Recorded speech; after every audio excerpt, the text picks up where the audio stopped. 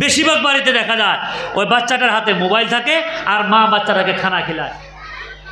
একবার চিন্তা করে দেখেন কতগুলো মানুষ আছে যারা গুটকা খায়, বিড়ির মধ্যে লিপ্ত থাকি। ও আমার মা বোনের, আপনার বহুত ভাগ্যবান। কত মা বোনের স্বামী আছে যারা বিড়ি খায়, যারা গুটকা খায়। একসাথে থাকা হয়, এক বিছনার মধ্যে থাকে, একসাথে কথাবার্তা বলে। এই 20 বছর 30 বছর 40 বছর ধরিয়া ওই বিড়ির গন্ধ, গুটকা শিকারের গন্ধ আমার মা বোনদেরকে শোনায়। নিজে মা বোনদের বরদাস্ত করে ধৈর্য সহকারে মেনে নিচ্ছে ওই বিড়ির গন্ধ। ধৈর্য ধরতে ধরতে অনেক মা বোন আছে তারা জান্নাতি হয়ে যাবে। আর যারা মা বোনদেরকে কষ্ট দেই গো, কষ্ট দিতে দিতে আমরা জাহান্নামী হয়ে যেতে পারি। এই জন্য আমাদের মা বোনেরা আপনারা ধৈর্য ধারণ করুন। এই বস্তুগুলো আপনাদের স্বামীকে বলুন, শিখিয়ে দেন যে বাড়িতে আসার পরে সর্বপ্রথম মেসক করতে হবে। আপনার মুখে দুর্গন্ধ করে নরম ভাষায় ভালো করে তাকে বোঝাই দিবেন। আল্লাহর হাবিব বলেছেন, আল্লাহর হাবিব সর্বপ্রথম কাম হযরত আয়েশা সিদ্দিকা রাদিয়াল্লাহু তাআলাকে এইভাবে করতো। হযরত আয়েশা বলে, আমি যখন গ্লাসে একসাথে ভাত খাই বের হইতাম, পানি পান করতাম, আমার হাবিব আমি পান করে তোর পরে গ্লাসটা বারবার এভাবে ঘোরাইয়া দেখতো। কেন ঘোরাইতো? আমি বলতাম, আমার হাবিব, ও আমার হাবিব, আমার স্বামী গো, আপনি গ্লাসটা বারবার কেন ঘোরান? আল্লাহর হাবিব বলে, আমি দেখি রে আয়েশা, তুমি গ্লাসের কোন জায়গায় তোমার ঠোঁটটা লাগায়া পানি পান করছো। আমি মোহাম্মদ চাই আমার ঠোঁটটা ওই জায়গায় লাগা আমি পানি পান করবো। আল্লাহর হাবিব তার স্ত্রীর সাথে এরকম মহব্বতটা দেখায় দিয়েছেন। বিবি যে জায়গায় গ্লাসে মুখ লাগায় পানি পান করছে, আল্লাহর হাবিব ওই জায়গায় পানি পান করার চাইতো। ও আমার মা বোনেরা, হযরত আয়েশা সিদ্দিকা রাদিয়াল্লাহু তাআলা একবার গো, একটা কিতাবের ঘটনা মনে পাওয়া যায়, বলা হয়েছে একবার বিশ্ব নবী সাল্লাল্লাহু আলাইহি ওয়াসাল্লাম এইভাবে চার পায়ের মধ্যে বসে ওযু করার জন্য বসছে গো। যখন চার পায়টা টুল হোক বা এমন ধরনের বস্তু আনছে, আই টুলের পায়টা হযরত আয়েশা সিদ্দিকা রাদিয়াল্লাহু তাআলার পায়ের একটা উঙ্গলি তার তলে পড়িয়া গেছে। বিশ্ব নবী ওযু করে গো, উঙ্গলি লাগার পরে পায়ের নখটা আয়েশা রাদিয়াল্লাহু তাআলা ফেটে গেছে, রক্ত প্রবাহিত হয়ে যায়। যখন পানিগুলো লাল হয়ে যায়, বিশ্ব নবী বলে, আয়েশা রে, আমি ওযু করি পানিগুলো কেন লাল হয়ে যায়, লাল হয়ে যায়? হযরত আয়েশা বলে, ইয়া রাসূলুল্লাহ, আপনাকে বসার জন্য যখন টুলটা দিছি গো, ও টুলের পায়ার তলে আমার নখের উঙ্গলিটা পড়ে গেছে, চাপা রেখা নখটা ফেটে নখে থেকে রক্ত বাইর হয়ে গেছে। আল্লাহর হাবিব বলে, বিশ্ব নবী সাল্লাল্লাহু আলাইহি ওয়াসাল্লাম বলে, ও আমার স্ত্রী আয়েশা রে, তোমার নখটা যখন তলে পড়ছে আমাকে তুমি বললে তো পারতা, আমি উঠে যাইতাম, তোমার নখটা বেঁচে তো রক্ত বাড়াইতো না। হযরত আয়েশা বলল, ইয়া রাসূলুল্লাহ, আপনাকে আমি এত ভালোবাসি গো, এত ভালোবাসি, আমার পায়ের উঙ্গলিকা, আমার আয়েশার কলিজা যদি টুলের পায়ের তলে পড়তো, আমার আয়েশার কলিজা যদি গলে যাইতো, আমি তাও আপনি নবীকে উঠানের কষ্টটা আমি দিতাম না। ও আমার মা বোনেরা, হযরত আয়েশা সিদ্দিকা রাদিয়াল্লাহু তাআলা স্বামীকে এত মহব্বত করতো। হযরত খাদিজা রাদিয়াল্লাহু তাআলা আনহা, বিশ্বনবী সাল্লাল্লাহু আলাইহি সাল্লাম রাত্রে বেলায় যখন বাড়ির থেকে দিনের দাওয়াত দেওয়ার জন্য বাহির হয়ে গেত, আমার মা বোনেরা রাত্রে যত রাত্রে বাড়িতে আসতো, 2টা বাজুক 3টা বাজুক, বাড়িতে যখন আসতো একবার দরজায় টুকা দেওয়ার সাথে সাথে হযরত খাদিজা রাদিয়াল্লাহু তাআলা দরজাটা খুলে দিতেন। সুবহানাল্লাহ। বিশ্বনবী হযরত খাদিজাকে বলে, ও খাদিজা, আমি রাত্রে 2টা বাজায় 3টা বাজায় যে সময় আসি, দরজায় একটা শব্দ দেওয়ার সাথে সাথে তুমি দরজাটা খুলে দাও, তুমি কি ঘুমাও না? হযরত খাদিজা বলে, না না, আপনি যখন বাড়িতে যান, বাইরে যান দিনের দাওয়াত দেওয়ার জন্য গো, বেঈমান কাফের আপনাকে বহুত কষ্ট দেয়, শাস্তি দেয়। আবার যখন এই শাস্তি কষ্ট করে বাড়িতে আসবেন, আমি খাদিজা যখন ঘুমিয়ে যাই, আপনি যদি ডাক দেন, আপনার নবী কষ্ট হবে।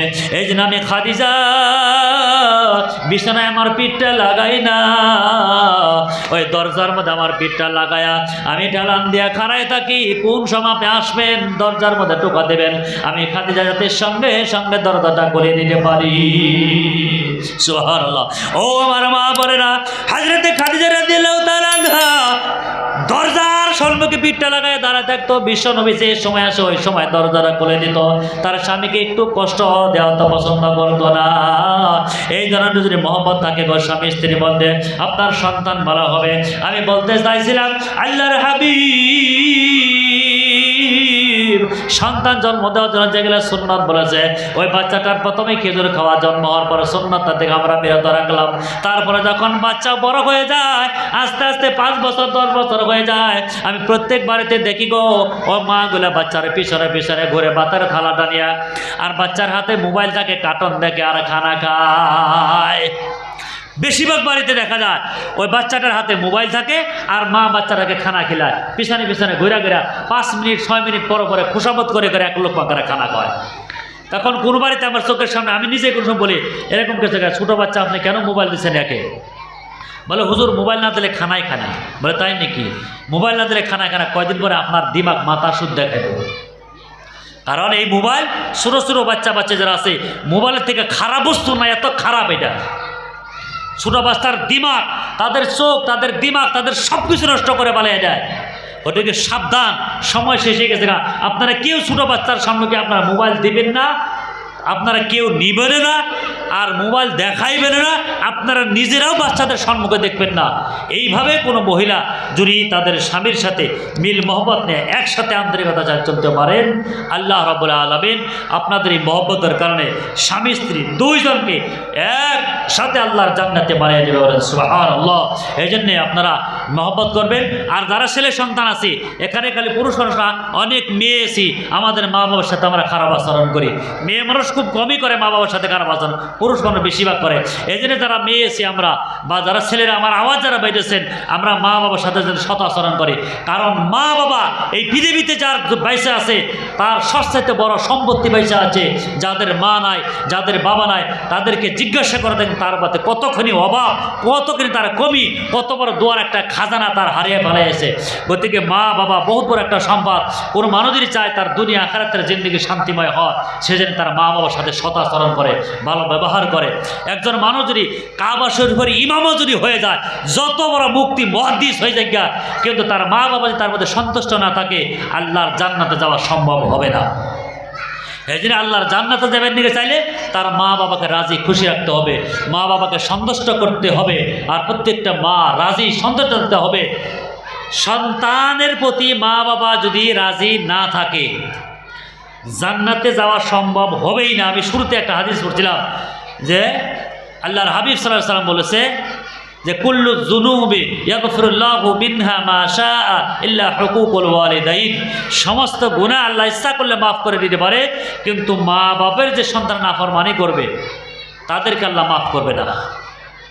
ফাইন্নাহু ইউআদ্দু লিসাহিবিহি ফিল হায়াতি ক্বাবলাল মামাত। তাদেরকে দুনিয়ার মধ্যে শাস্তি দিবে, শাস্তি দিয়ে দিয়ে তারকে আল্লাহ কবরে নেবেন। গতিকে মা বাবার শাস্তি দেয়া, মা বাবার আঘাত দেয়া কেউ আল্লাহর জান্নাতে যেতে পারবো না। বন্ধুগণ, ও যারা মায়ের সন্তান আছে, আমি দুটো কথা বলে আমার বক্তব্য শেষ করে নেব। বন্ধুগণ, মা বাবা এত বড় সম্পদ। পুরো সন্তান যদি চায় আমার মা বাবা রাজি হোক, একটা মা তার সন্তানকে নিজের কলিজার চাইতে ভালোবাসি। ও আমার মা বলে না, একজন মা তার সন্তানকে নিজের কলিজার থেকে কত কষ্ট করে লালন পালন করে। একজন মা তার সন্তানকে এই দুনিয়ার মুখ দেখার জন্য কত কষ্ট করে গো। তামাম পৃথিবীর বুকে কোনো মানুষ একজন মা চাইতে একজন সন্তান মানুষ করতে কষ্ট বেশি করে না। ও আল্লাহ মুরব্বিরা, ও আমার মা বোনেরা, যারা এখানে আছি একটু গভীরভাবে চিন্তা করে দেখি। যারা সন্তান মা হয়েছে ভালোভাবে জানি, যারা সন্তানের মা হই নাই তারাও আমরা জানতে পারবো একজন মা একজন সন্তানকে জন্ম দিতে কত কষ্ট করে। একজন মা কত রাত্রে খানা খাইতে পারে না, কত রাত্রে ঘুমাইতে পারে না, কত মায়ের পেটের মধ্যে লাথি মেরে নেই, কত মাকে কষ্ট দিয়েছি। বলবার এই মা বাবাকে যে সন্তুষ্ট করতে পারবে, যে সন্তানের প্রতি মা বাবা রাজি থাকবে, আল্লাহর জান্নাতে যেতে পারবে গো। আর মা বাবা সন্তুষ্ট হওয়ার কারণ হচ্ছে সন্তানের অনুপস্থিতিতে। যদি মা বাবা সন্তানের প্রশংসা করে, তারিফ করে, তাহলে ভাববেন আপনার মা বাবা আপনার প্রতি রাজি আছে। ও আমার মা বোনেরা, আমার আমার মার কথা আমি বলি, মা কত বড় সম্পদ। গত রমজানের আগে রমজানে আমার মা ইন্তেকাল হয়ে গেছে। আমি আগে অনেক বক্তাদের মুখে আমি শুনতাম গো, আমার মা যখন ইন্তেকাল হয়ে গেল তার এক সপ্তাহ পর আমি প্রমাণ পেয়েছি বন্ধুগণ। আমি যখন বাড়িতে ছিলাম, মসজিদে যখন আসি, 4-5 দিন পরে যখন বাড়িতে গেছি বন্ধুগণ, আমার মা বাড়িতে যখন আমি যাই, রাত্রে 2টা বাজা যান, 3টা বাজা যান, যাওয়ার সাথে সাথে মা সবার আগে জাগান না পায়। বাড়িতে যাওয়ার সাথে সাথে মা বলে অমুক আসর নাম ধরে ডাক দেয়। আপনার সন্তান আছেন, প্রত্যেক বাড়িতে এরকম মা রাত্রে 2টা বাজা যদি আপনি বাড়িতে যান, আপনার মা দেখবেন আপনার শব্দ, আপনার গাড়ির আপনার আওয়াজ পাই বলবে বাবা অমুক আসছে নাকি। আমি এই কথাগুলো শুনতাম গো।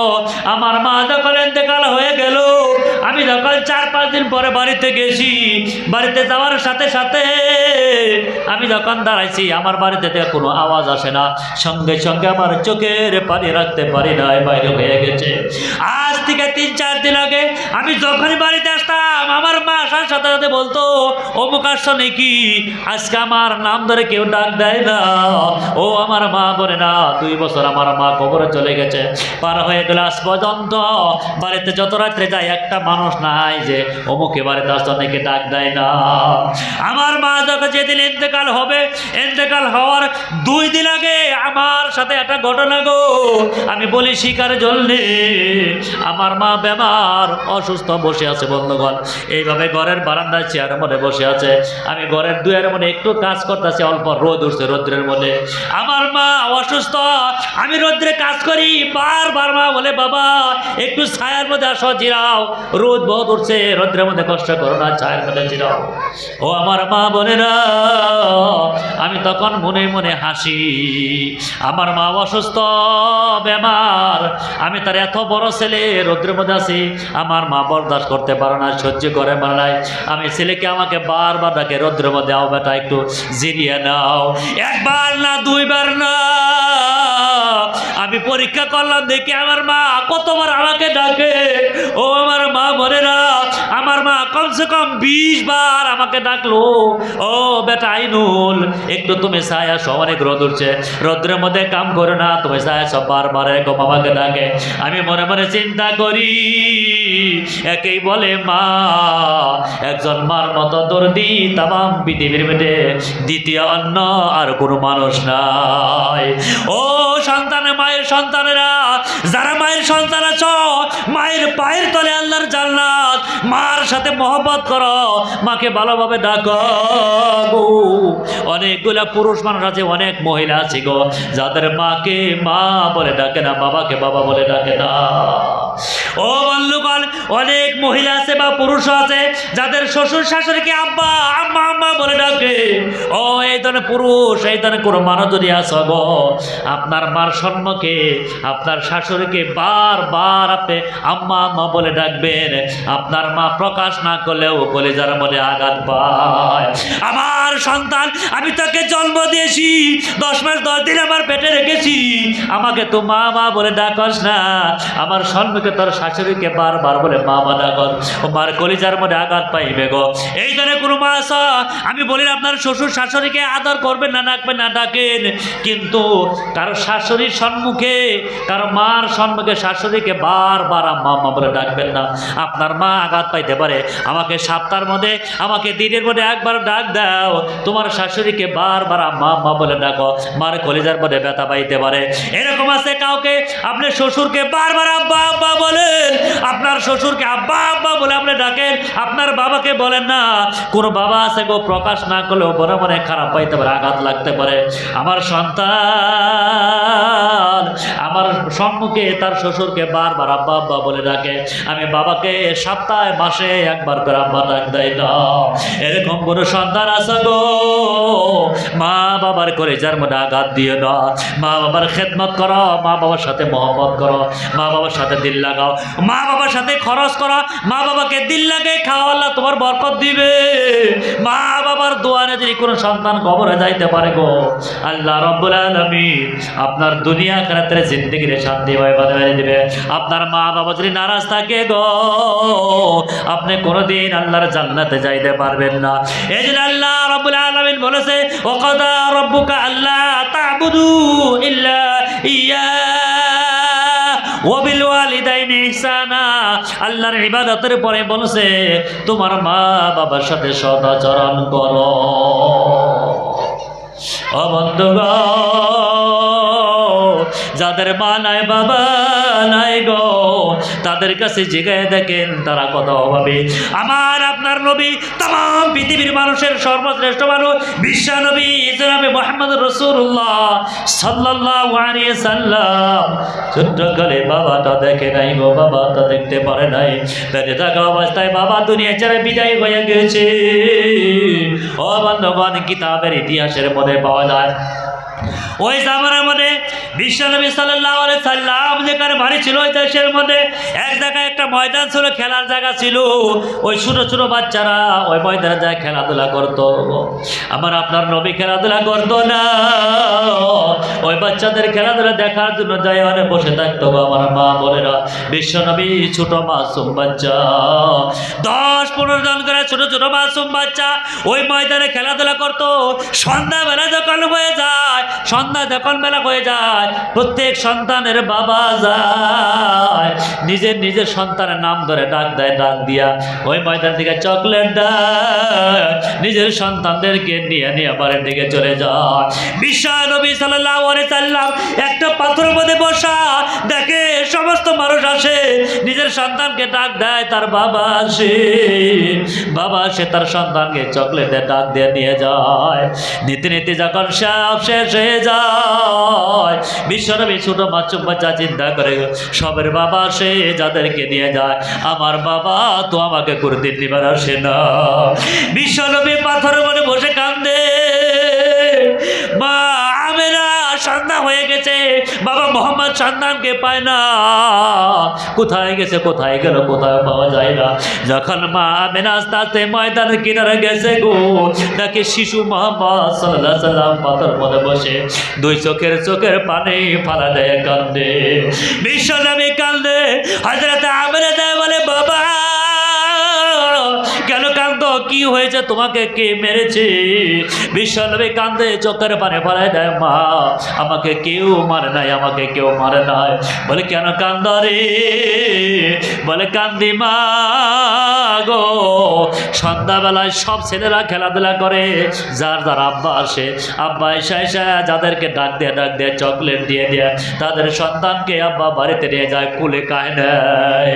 কিন্তু আমি এখানে আসি গো, আমার আব্বা আসে না, আমার আব্বা তো কুড়িদিন আমাকে বাবা বলে ডাক দেয় না, আমার আব্বা কই? বিশ্বনবী জন্মের পরে বাবাকে দেখেন নাই, মা আমেনা চোখের পানি রাখতে পারে না। বাবা মোহাম্মদ তুই আগের দিনের পুরান যন্ত্রণ আমাকে জাগাইয়া দিলি। মা আমেনা কান্দে, চোখের পানি ফালায় কান্দে। বিশ্বনবী সাল্লাল্লাহু আলাইহি সাল্লাম মায়ের পেটে থাকা অবস্থায় মাত্র বিবাহ হয়েছে 2 মাস পরে বিশ্বনবী সাল্লাল্লাহু আলাইহি সাল্লামের বাবার ইন্তেকাল হয়ে যায়। মা আমেনার কলিজার মনে ব্যথা, সন্তানকে কি কথা কয়ে বুঝাইতে পারে না, চোখের পানি ধরে রাখতে পারে না।